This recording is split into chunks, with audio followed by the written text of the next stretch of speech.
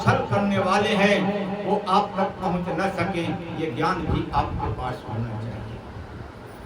इन्होंने देखा कि ये इस तरीके की कोई बात ये कह रहे हैं, तो अपने पतिदेव की फोटो, अत्रि जी की फोटो के पास गई और बोलती है कि ये तो बहुत बड़ा संकट आया है। उन्होंने कहा, देवी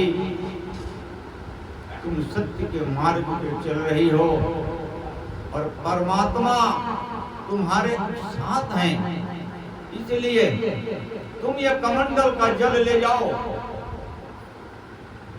और वहां जाके इसको छिड़क दो। भोजन कराने से पहले कमंडल का जल छिड़क दो।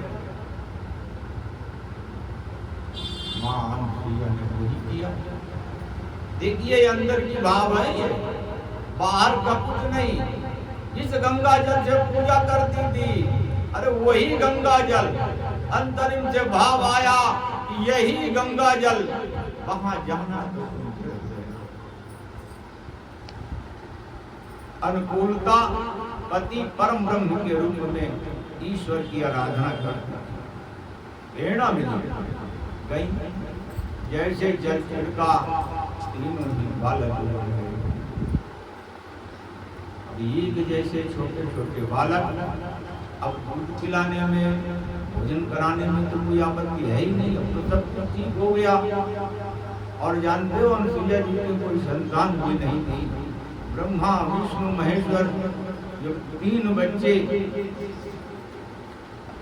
तो बालक रूप में बने होंगे, तो माँ का वात्सल्य रूप कितना प्रकट हुआ होगा, इसकी दुनिया में कोई कल्पना नहीं कर सकता। संसार का बालक जब गोद में लो, अपना बालक हो गोद में लो, तो वात्सल्य कितना होता है।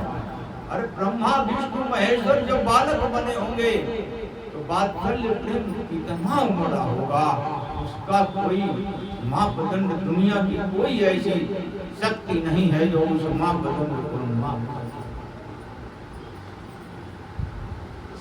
भोजन भी कराया और बालक रूप का जो आनंद मिलता है, मां अनुसुईया ने वो भी लिया। अब त्रिदेवी विचार किया कि कहाँ है, परीक्षा लेने गए थे, आए नहीं।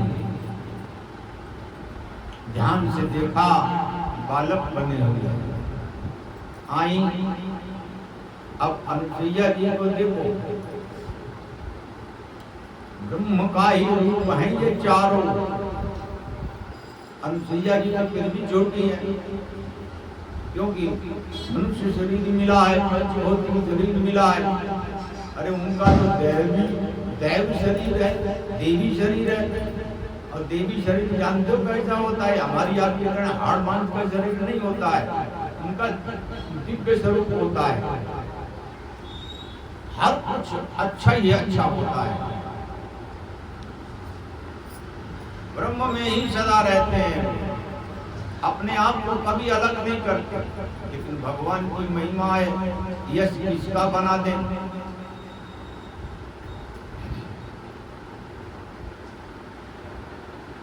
बोलेंगी, पहले तो गई अनुसुईया जी को प्रणाम किया। अनुसुईया जी ने देखा कि जगत जननी ब्रह्मांड की जो परम ब्रह्म परमेश्वर जो जगत जननी के रूप में अवतार लिए हैं, आज वो हमारे दरवाजे पे आई है। उन्होंने हृदय से अत्यंत प्रणाम किया। देखिए भगवान के चरणों में प्रेम करने का फल कितना ऊंचा पहुंच जाता है।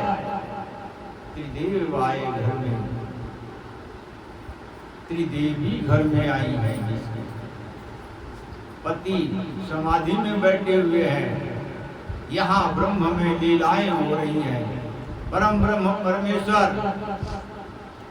अनुसुईया जी के इतने अनुकूल हैं कि जो भोजन बन नहीं सकता था वो भी भोजन बन गया।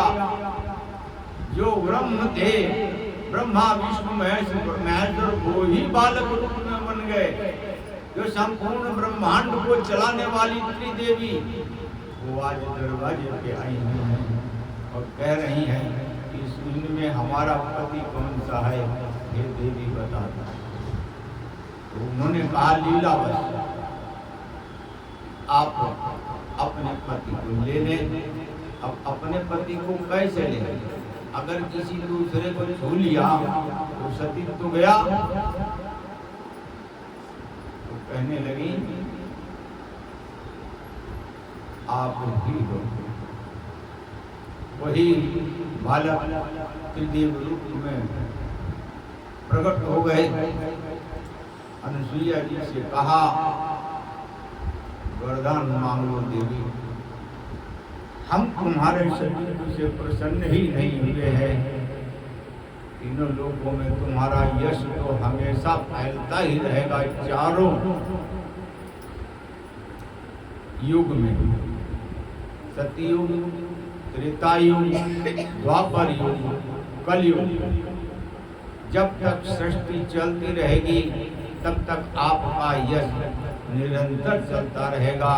ये तो ठीक ही है, लेकिन आप फिर भी कुछ हमसे वरदान मांगो। अब जानते हो, जब भक्त से वरदान मांगने के लिए कहा जाता है तो भक्त के पास कोई ज्ञान नहीं होता है, न वो सोच के रखता है कि जब मुझसे कहा जाएगा तो मैं ये मांगूंगा कि वो मांगूंगा। उस समय पर जो स्थिति होती है हृदय की, उसी के अनुकूल वो मांग लेता है। मांगता इसलिए कि भगवान की आज्ञा है। अगर हम नहीं मांगेंगे तो आज्ञा की अवहेलना होगी। इसलिए उन्होंने कहा, अब उस समय वात्सल्य का सारा कुछ चल रहा था, तो उन्होंने यही मांगा कि आप तीनों हमारी और संपूर्ण संसार में भक्ति, ज्ञान और वैराग्य को ऐसा प्रशस्त करें कि हर जीव का भगवान के चरणों में प्रेम हो, हर जीव सुखी हो। नाना प्रकार से सुखों में रहते हुए ये जीव अपने सांसारिक कर्तव्यों का पालन करते हुए भगवान के चरणों में सदा सदा के लिए आनंदित होकर के वास करते। तभी उन्होंने दत्तात्रेय भगवान विष्णु जी बने थे। इन्हीं की कोख से जन्म लिया, अनुसुईया जी के ही पुत्र हुए और भगवान शिव जी दुर्वासा ऋषि जी बने और चंद्रमा मुनि ब्रह्मा जी बने थे। और अपने अपने संसार में, क्योंकि सत्य का मार्ग ही जीव को कल्याण करता है और सत्य का मार्ग हर तरीके से इस जीव को सुलभ हो, और इसी के लिए ये धर्म, शास्त्र, वेद, पुराण और सबका प्रवाह यही होता है कि इस जीव की वृत्ति जो संसार में अटकी हुई है ये खुले और भगवान के चरणों से प्रेम हो, और फिर ये अपने जीवन में जिस कर्तव्य प्राणता के लिए इसको शरीर मिला है उस कर्तव्य प्राणता को ये अपना करता है। अगर ये संसार में आसक्ति रखते हुए और किस संसारिक कार्यों को करता है तो ये जीवन में जाता है, नाना प्रकार के दुखों को भोगता है। और यही संसार के कार्य अगर भगवान के चरणों से प्रेम रखते हुए ये जीव संसार के कार्यों को करता है तो फिर यही यहाँ भी नाना प्रकार के सुखों में रहते हुए और अंत में भगवान के धाम को प्राप्त होता है। बोलिए सच्चिदानंद भगवान की जय। श्री राम जय राम।